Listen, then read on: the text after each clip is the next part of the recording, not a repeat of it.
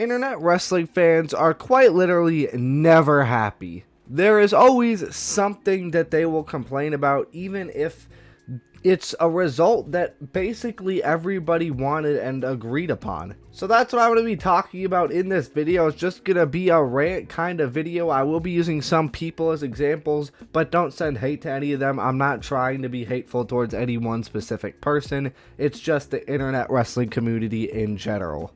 I have a couple different kind of like bullet points I want to hit here in this video. The first one being quote unquote predictable booking. There's kind of two parts to this. The first thing is some people just think that they're better and smarter than everyone else, and they say that, oh, I saw this, I saw the ruse of the century coming. I saw Brock Lesnar's unretirement coming. I saw the John Cena heel turn coming from a mile away. And it's just like, no, you didn't. Like, quit trying to act like you're smarter than everyone else when you're clearly not. And the other side of this is kind of, there's a match where it's very obvious that one person will win. Like, for example, Pat McAfee versus Gunther at Backlash 2025.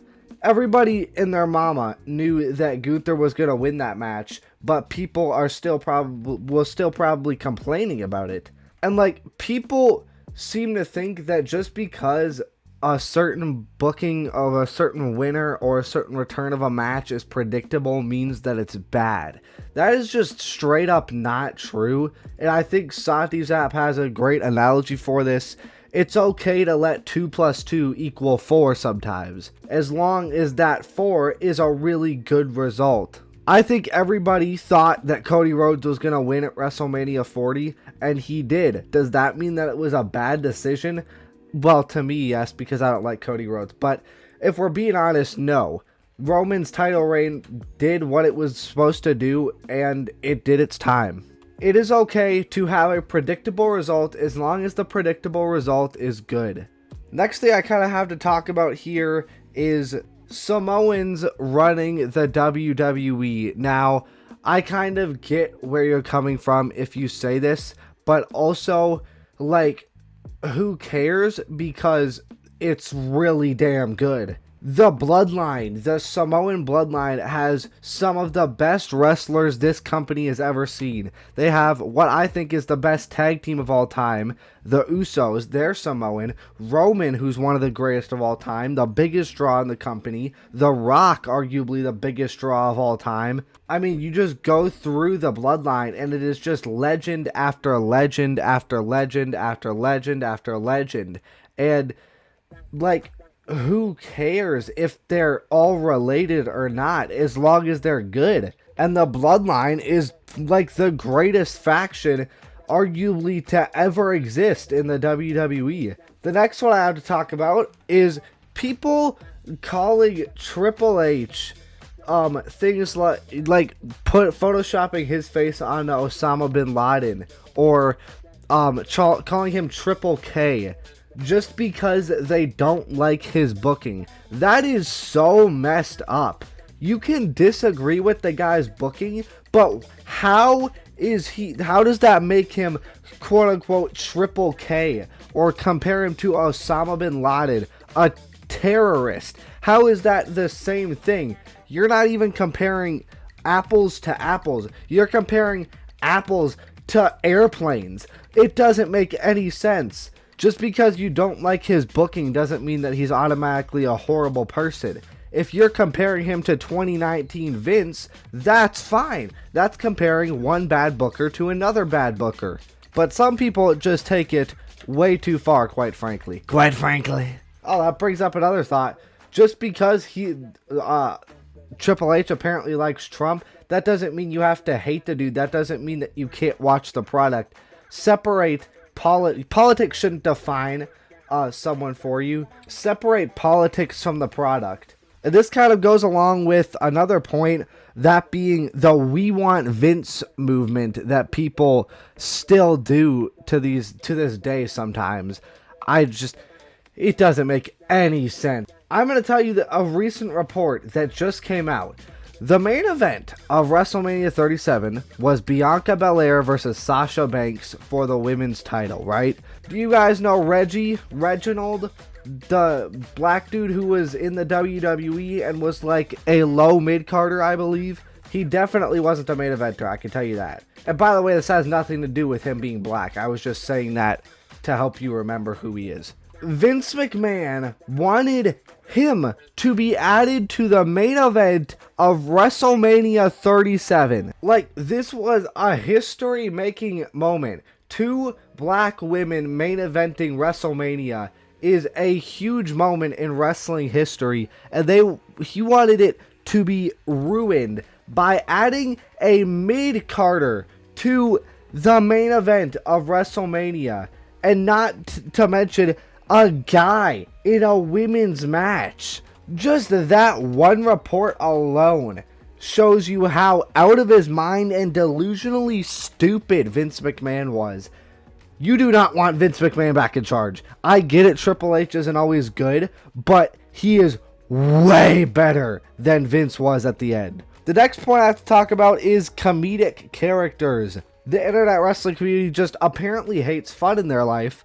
They will complain that people like R-Truth and people like Danhausen are getting TV time and say it's a waste of time, and people thought the Danhausen Backlash match with Kit Wilson and The Miz and the Minihausens was bad.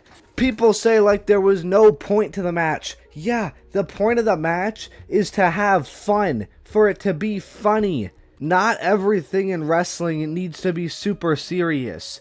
Like the Gingerbread Man storyline. That was hilarious. That was awesome. Maybe it shouldn't have main evented SmackDown, but complaining about just the storyline in general is like, why? Just have some fun.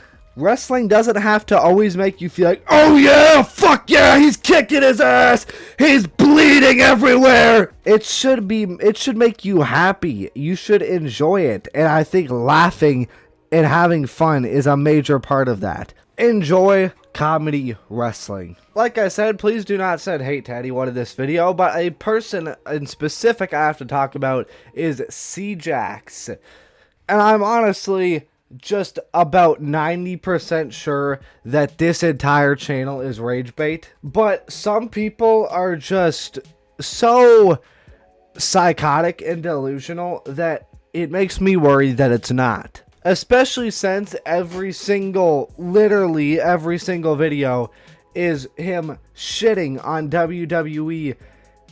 If you don't like it, stop watching it. Either you're a masochist like a Vikings fan, or you're just lying to yourself. And also another thing I don't like about this is he will just put wrestlers in the thumbnail that weren't even on the show. In this one, he's talking about the most recent episode of SmackDown and has Roman Reigns in the thumbnail. He wasn't there. He hasn't been on SmackDown in like a year. But that's not the main point. Every single video, the same thing. His vocabulary basically consists of 4 words: dumb, trash, boring, and awful.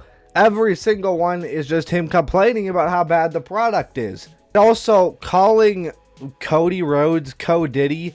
Yeah, I get it's funny, but Diddy is a horrible person. You shouldn't compare Cody Rhodes as a person to Diddy. I don't like Cody Rhodes because he took the title off of Roman. I'm not a fan of Cody Rhodes, but you don't see me calling him Co-Diddy. You don't see me telling him to oof himself.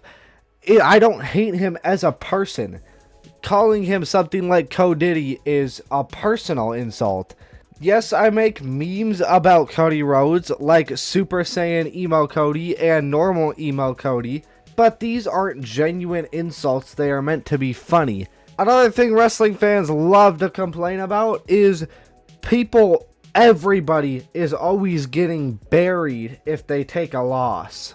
Buried is just a term that is thrown around so much these days. Some real examples of a real burials is people like Julia having like a 9-month overall US title reign with like 2 defenses and getting 30 seconds of TV time every week or none. Or LA Knight, yeah, who is constantly getting sideswept and swept under the rug every time a bigger star comes. Should have won Money in the Bank 3 years in a row now. Getting chewed out after he messes up, makes a small mistake on in a Money in the Bank match. Giovanni Vinci getting rolled up in 5 seconds by Apollo Crews. These are burials. A wrestler taking a couple losses is not a burial. People will say Bronson Reed got buried by Roman Reigns. So you're telling me the top guy in the entire company defeating a high mid-carder and low main eventer is burying the dude? Nada! The next thing I want to talk about is wrestling tribalism, is what people like to call it. Basically, it just means people liking AEW and not watching any WWE at all because it's quote-unquote wrong to, or the other way around where you only like WWE and can't watch AEW. It is so stupid. Why? Literally, what is the point of not being able to watch another wrestling company? That's like saying you can only like the NFL, but you can't like the UFL. Or you can like the NBA, but not like the WNBA. Or you can like the NHL, but not like college hockey. It doesn't make any sense whatsoever. They're both wrestling. Why does it matter? Just watch the wrestling. It's all wrestling. If you like AEW more, good for you. If you like WWE more, good for you. If you like TNA, AAA, whatever. Let people like what they like. Who cares if it's the same as what you like or not? And the last thing I want to talk about is people complaining about match ratings.